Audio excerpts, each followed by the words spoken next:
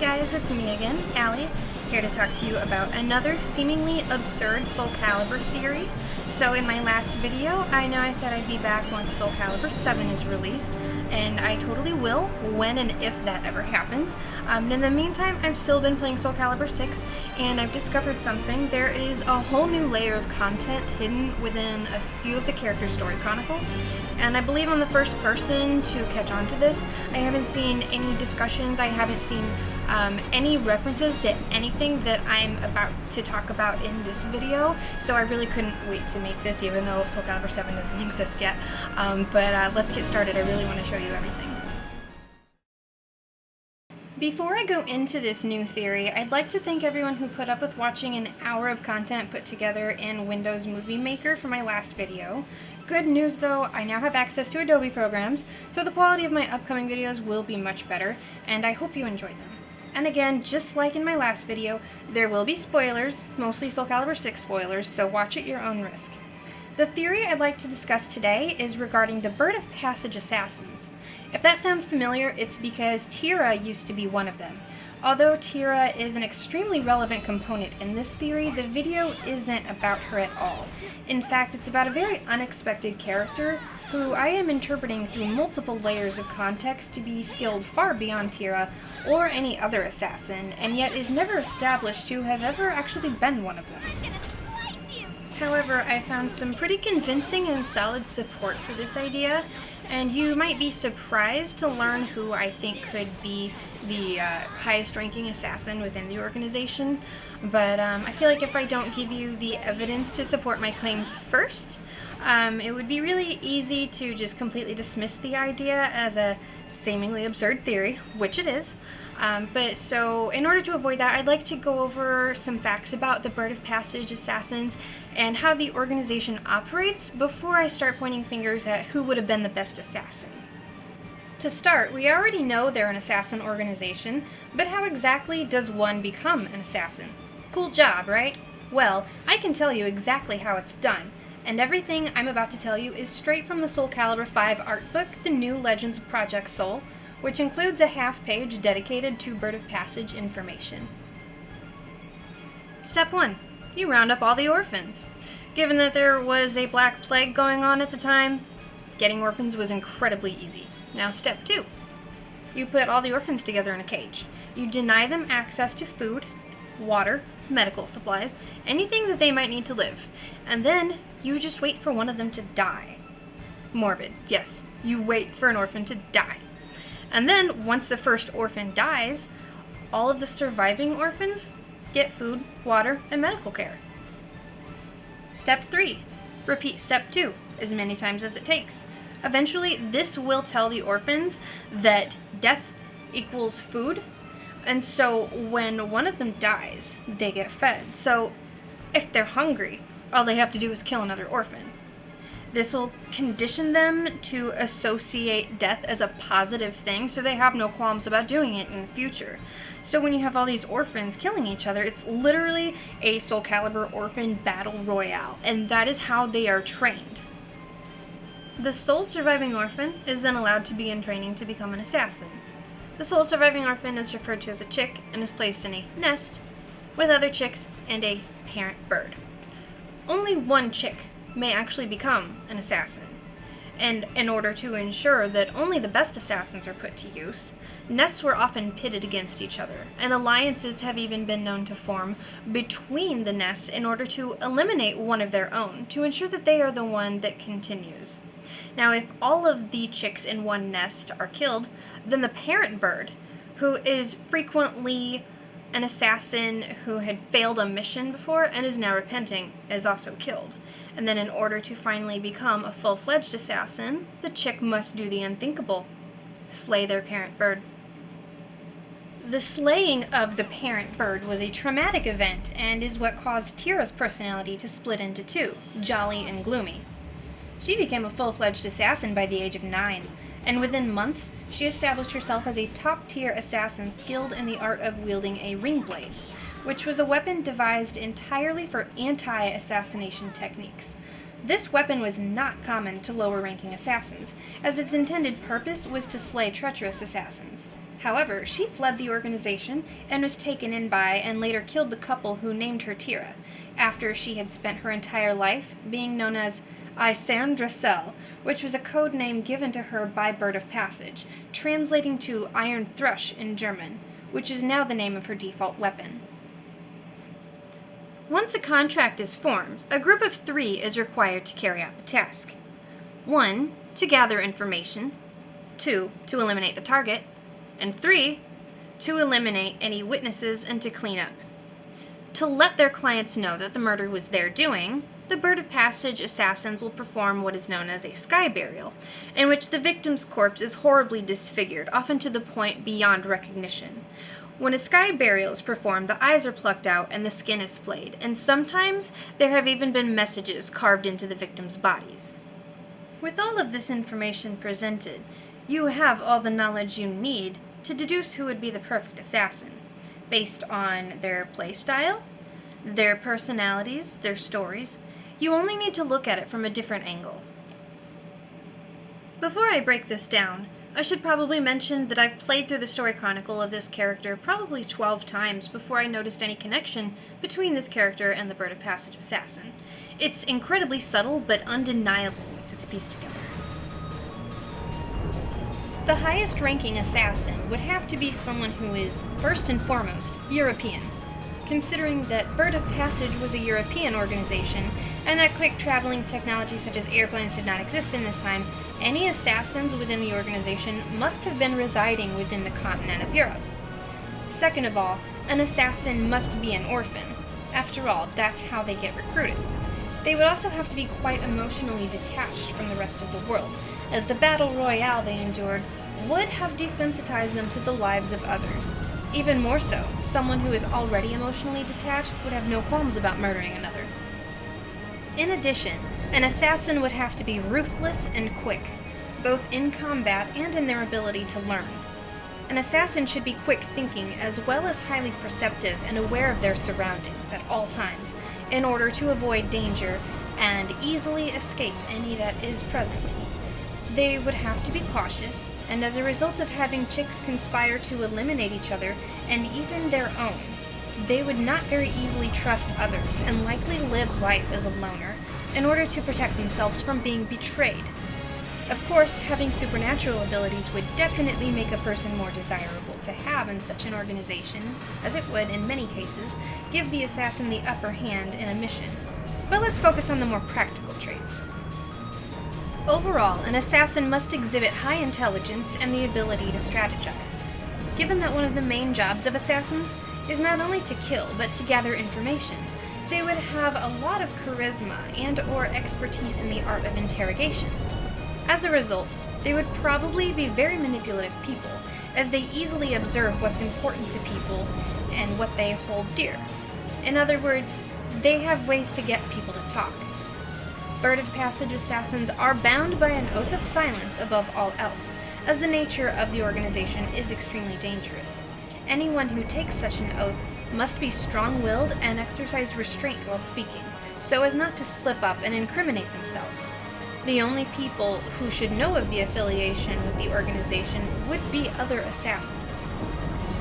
Of all the Soul Calibur characters to ever exist, there is only one that fits the criteria 100%, especially when being labeled as bound by silence, and that character is known by the code name of Red, but you all know her as Amy.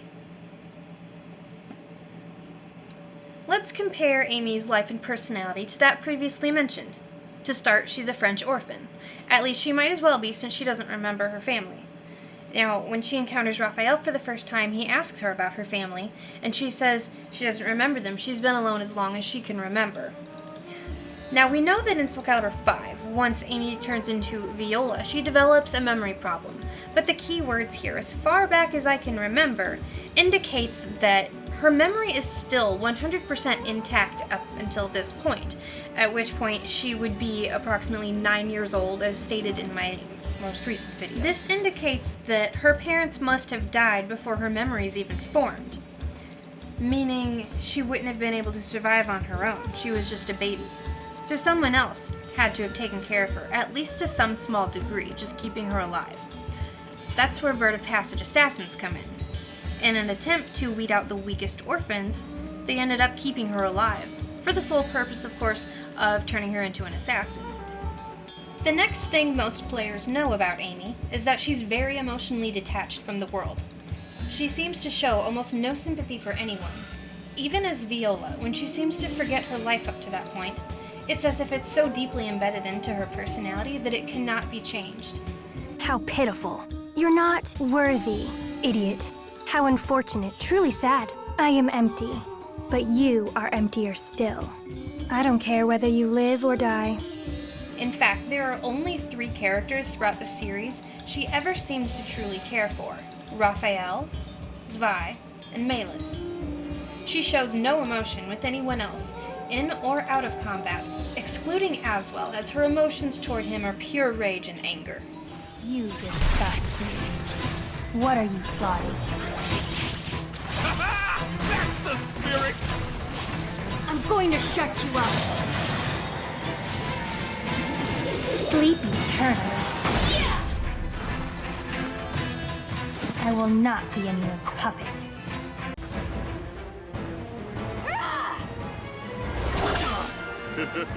What's the matter? I thought you wanted to silence me! I'm not done yet!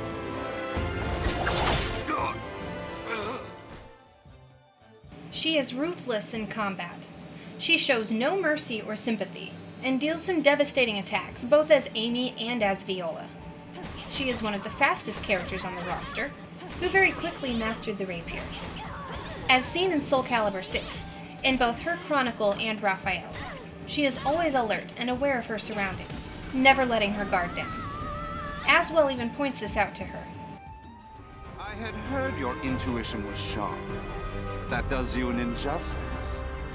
It is almost as if you can predict the future. I believe you will make an excellent match. When Raphael was prepared to sacrifice his life in exchange for her freedom from a Bird of Passage assassin, she was very quick to point out an escape from the situation.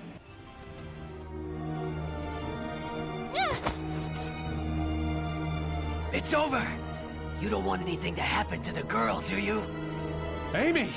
Let her go! Certainly. In exchange for your life. You win. Amy's everything to me. Raphael! You dummy! Amy? Cut that branch! Ah! What the? The snow! Damn you! Yeah!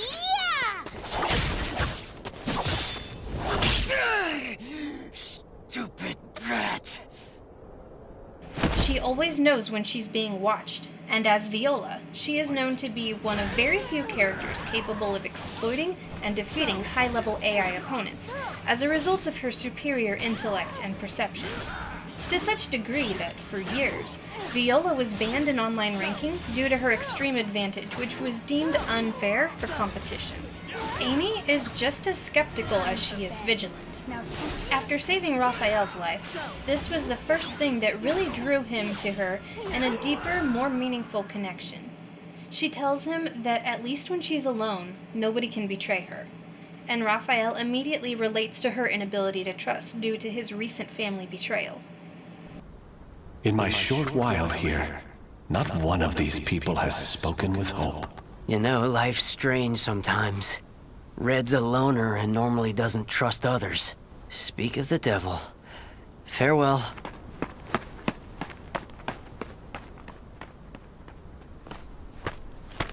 Hi, Raphael. I have some bread. It's not much, but here. You're too kind. The money I earned... Oh no! He left without paying! Dummy. I've been wondering, Amy. Do you not have a family? Don't know. I've always been alone as far back as I can remember. It must be tough for an orphan to fend for herself.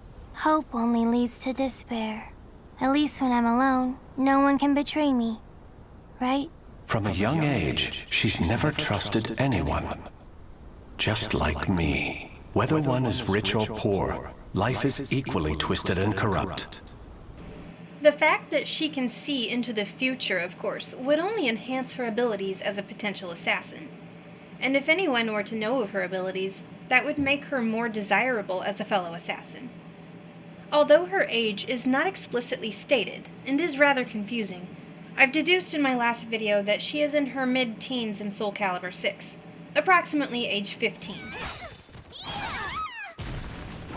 She is one of the youngest, along with Tao, if not the youngest playable character in the series, excluding Leisha, Shiva, and Natsu from Soul Calibur V, which is set far enough into the future that Amy would be old enough to mother them. However, her age and physical appearance are no match for her wisdom. Ever since childhood, she was a survivalist, capable of fending for herself, and despite her emotional detachment from others and desire to be alone, she is clearly well socialized as she understands the mentality of other humans and makes assessments on how to deal with them appropriately in everyday situations as well as in combat. Her ability to strategize is one indicator of her remarkable intelligence. As you may know from her story chronicle, she loves playing chess and frequently wins. She not only enjoys strategizing, but is successful in her attempts as well. Not only is she quite the strategist, but she's an expert interrogator as well.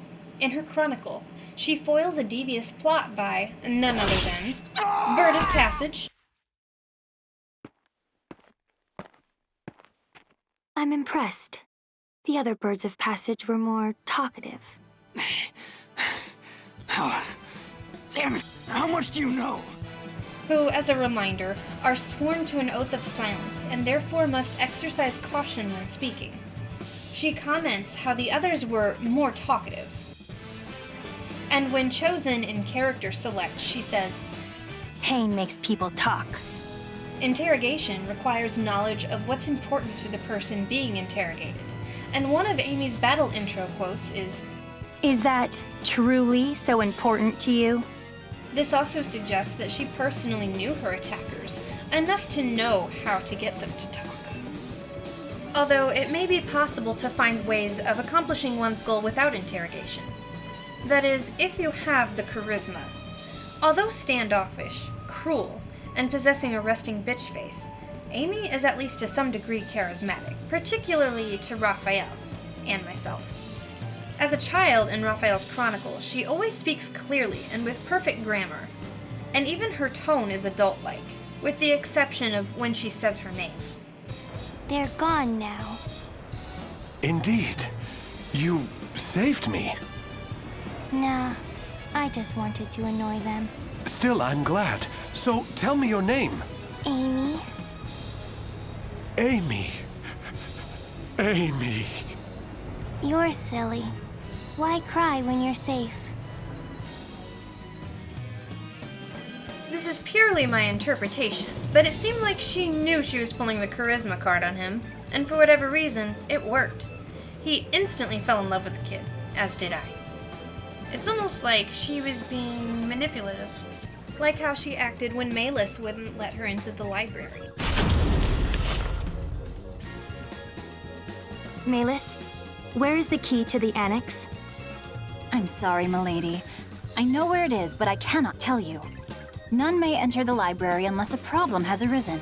That is the rule. And you think this isn't a problem? It is true he does nothing but deal with dubious folks and broods over strange works all day. If he were his old self, these acts would be unthinkable. But I trust him. He must have a good cause. I see. In that case, how many fingers must I lose before it becomes a problem?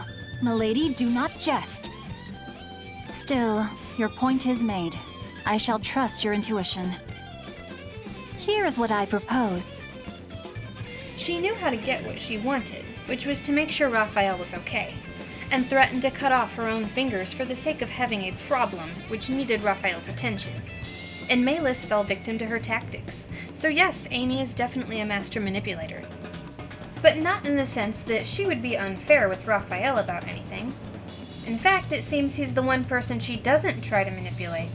even though she very well could, as he's wrapped around her finger and would do literally anything for her. In fact, she seems to hesitate with expressing herself to Raphael, despite him being the only one she really shows any emotion around. She does not readily express her thoughts and feelings.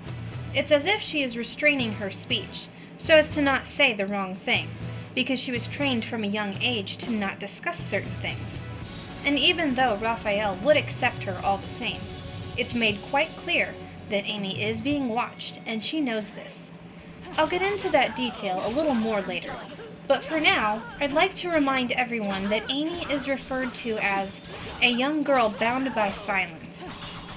Until understanding her potential involvement with Bird of Passage, this has never made much sense. This was observable but never explained, and easily dismissed as an internal struggle with her own emotions or simply shyness than something more serious.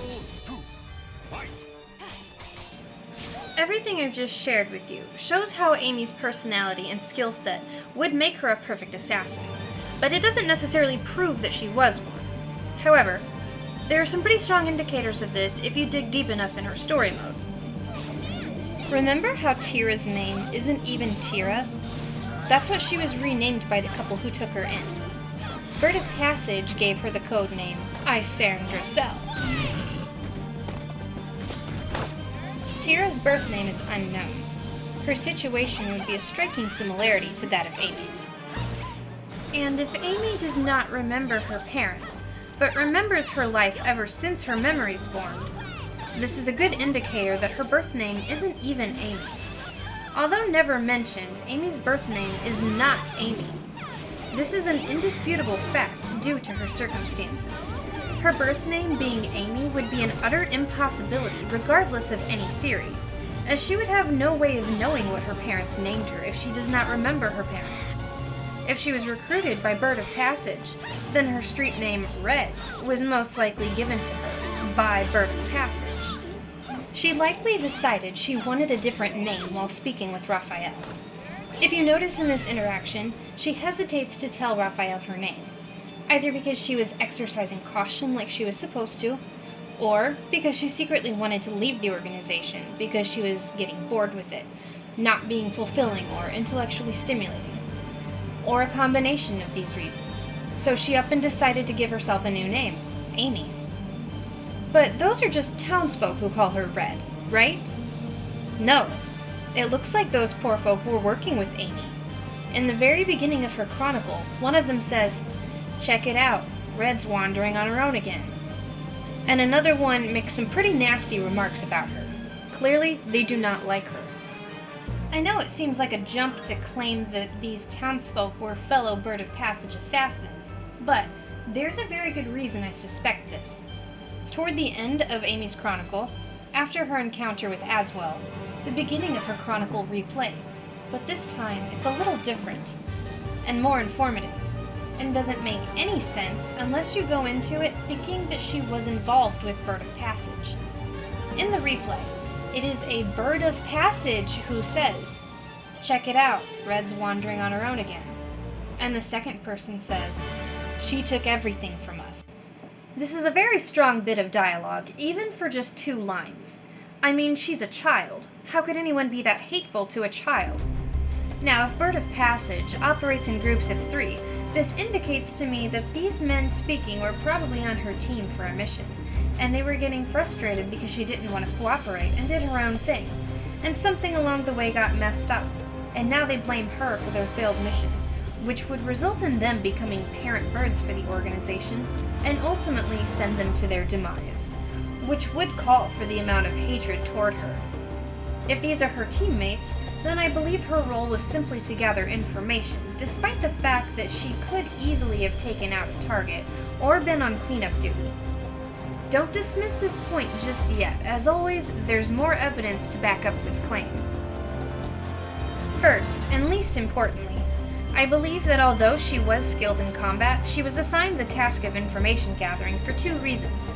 1, because of her psychic abilities, which someone must have known about, and I will explore this aspect more deeply later on. And 2, because the last time a 9-year-old was assigned to elimination, she fled the organization, So despite Amy's abilities, they didn't trust her simply due to her age. Purely speculation and interpretation here, of course. Second, I know what you're probably thinking, and what you've probably been thinking this whole time I've been talking about Amy being an assassin. But she doesn't even fight until she flees with Raphael. She's not trained in combat. Well, not that we can observe, anyway. One possibility that we don't observe this is that she could have been trained in hand-to-hand combat. After all, one of Viola's weapons is a claw, so this could have been a weapon she mastered at a young age and can still use due to muscle memory. But she's quick, so no matter what her weapon, she would still have some advantage over her enemies.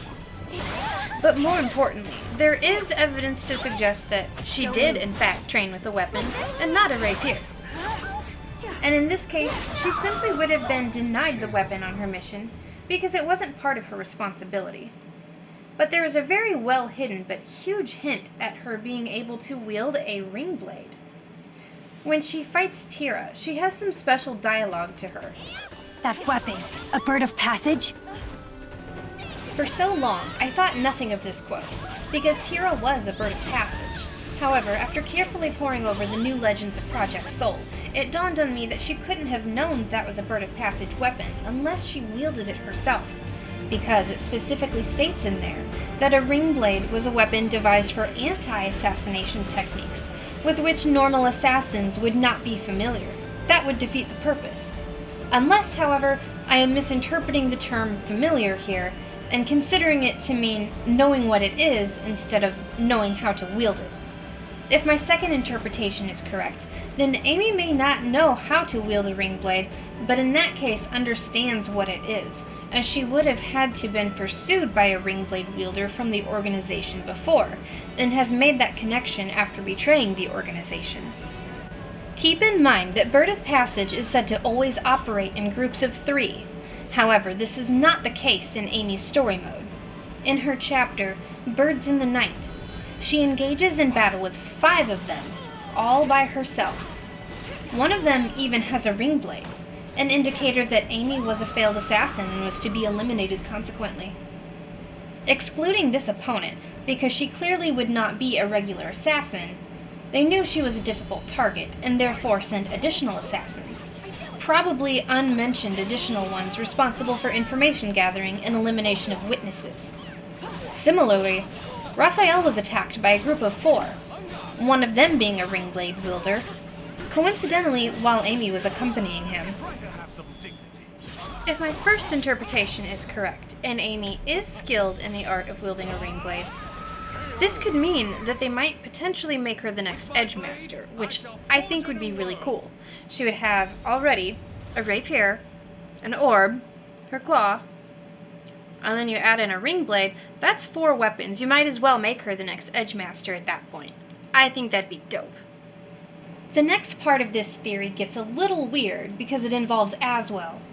I suspect that he must have been some sort of overseer for Bird of Passage, considering how it seems like he is always keeping an eye on Amy, from a distance. I also suspect that, and please trust that I will explain my reasons shortly, he could be Amy's biological father. The 2 theories regarding Aswell, one being his involvement with Bird of Passage, and the other being that he is Amy's father, may not necessarily both be true at the same time, or at all even, but I'm convinced at least one of these theories probably is true. It initially makes even more sense to assume he might have been her parent bird, as he seems to watch her closely, has the desire to inflict his will upon Amy, and she is immediately repulsed by his presence. But this theory at first glance seems to not uphold, because if Aswell was in fact Amy's parent bird, she would have killed him in order to earn the title of assassin. Unless, of course, he managed to fake his death in order to leave the organization, or, seemingly unreasonably, he is also a time traveler, and once killed by Amy, he had not yet been born, and so would find his way back to her. After all, not only was time travel introduced on Cassandra's story mode, which places it on the table for all characters,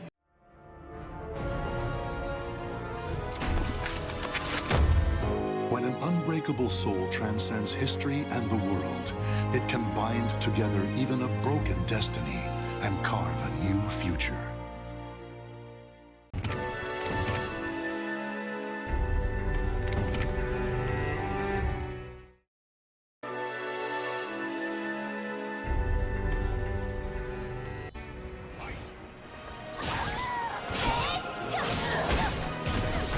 My body's moving on its own. Is this because of that blessing?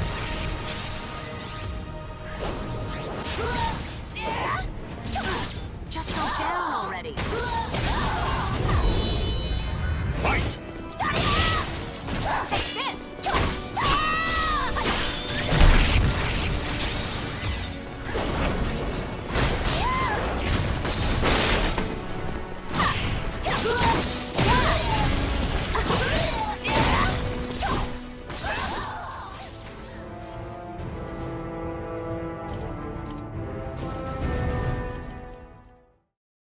But Aswell goes by the pseudonym Scholar of the Future in his writings, which implies that he is not from the same timeline as the other characters.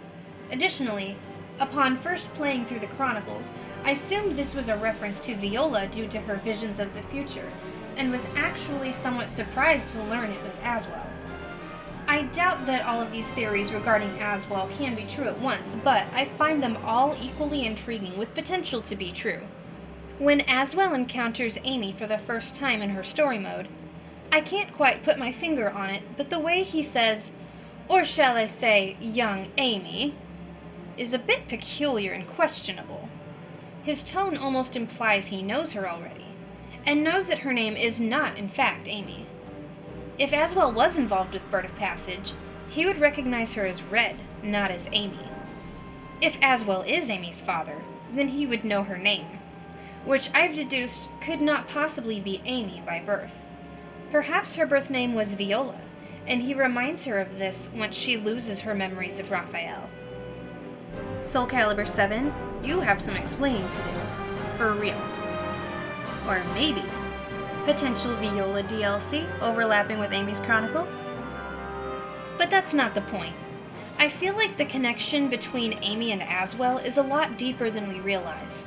Initially, I had grown to believe that she must be his daughter, despite being labeled as an orphan. He didn't raise her, so for all anyone knows, she truly was orphaned. There's one thing in particular that is difficult to assign meaning to if Aswell is not her true father. Viola's blood type is listed as twisted strings of red and blue, which is a physical description of Aswell's appearance.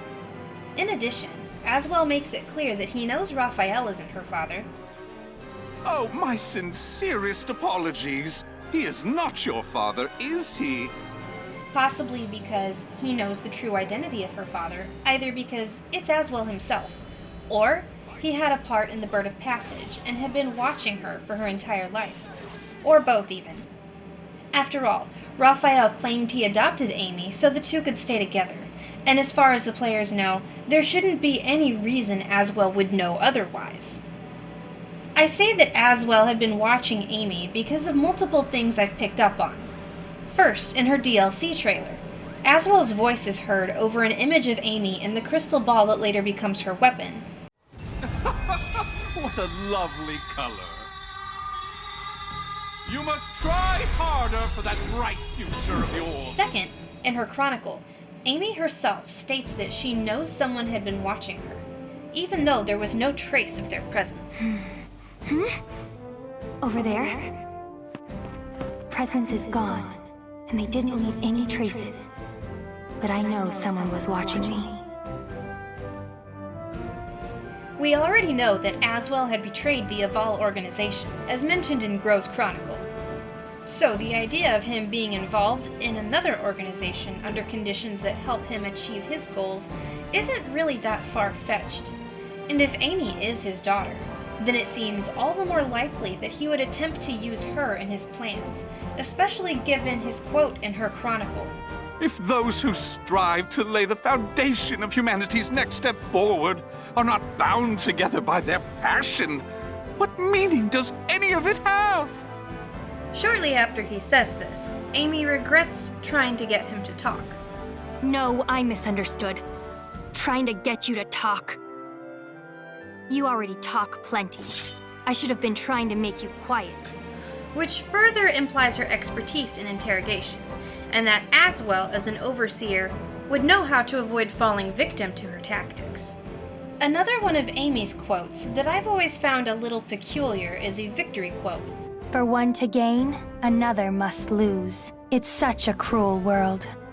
For a character whose story seems to revolve around Raphael and being an arrogant skeptic, out of context, it doesn't make nearly as much sense as it does if you consider that she may have been an assassin. One must lose their life for the sake of the assassin continuing theirs. Of course, none of this information I've presented is solid proof that Amy actually was an assassin. However, the further I've looked into this theory and analyzed all of the details surrounding it, the more compelling the supporting claims are. The entire game, or at least some of the story chronicles, make a lot more sense when this theory is applied. Without it, I had questions every time I played through the game, and I feel as though the assassin theory answers all of these questions without begging new ones. So after careful analysis of every detail, I'm placing a lot of confidence in this theory. If my theory is incorrect, then I'm left with more questions that otherwise seem unanswerable. Specifically, if Amy's parents died before her memories would form, this means that she was also too young to fend for herself. So who would have kept her alive? Why would anyone care if she's wandering on her own? Why did the townsfolk want a child dead? How does she recognize a ring blade? Why does Bird of Passage seem to go overboard with attempting to kill Amy and Raphael? Why is Amy the only Soul Calibur VI bonus character who isn't explicitly stated to be an assassin or a shopkeeper? If Bird of Passage abducted orphans, and Amy was too young to fend for herself once orphaned, how could she not have ended up with them? One final thought regarding this theory, about Viola's hair. I'm envisioning Viola wandering into Rowan and encountering the people whose lives she affected as a child, who recognize her and instantly try to get revenge on her. They simply address her as Red, and she doesn't know how they know her, but knows they are a threat. And so, she changes her hair color to white in order to remain hidden. This is just an idea. I really have nothing to base this off of other than it's a potential explanation for her hair color to change from red to white when she would barely be in her 30s.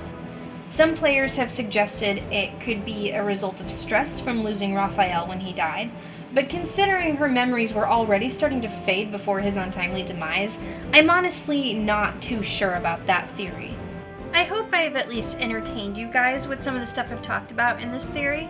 I know there's probably a lot of players who are going to be a little bit reluctant to take it to heart and treat it as truth, but at the very least I'd like to think that it's still interesting information to consume at least. If you have any questions or something that you think doesn't add up or something that you just want to contribute to further this theory, please drop a comment. I'd love to hear from you guys.